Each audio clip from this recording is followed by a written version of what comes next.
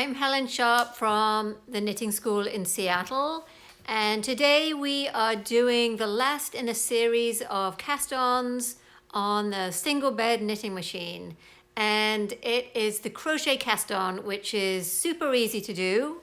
I only just learned how to do it myself, and I know if I had learned it years ago I would have been doing it all this time. So hope you enjoy it.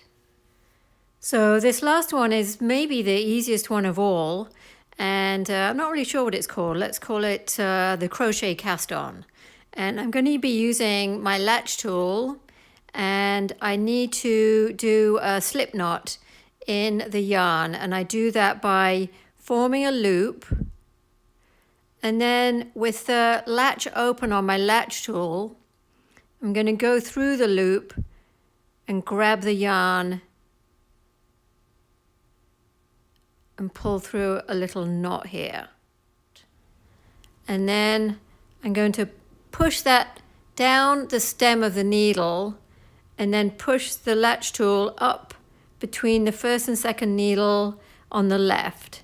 Grab the yarn in the latch and pull down to form a stitch.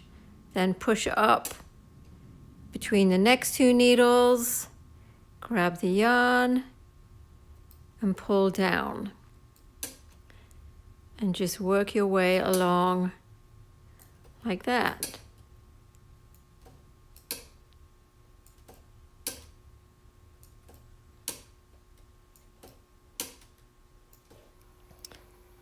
So the last loop I'm just going to put right on the needle.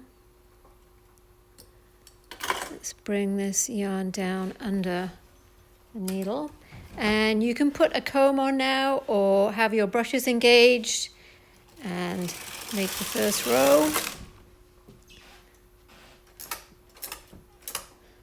Bring them forward for a few rows.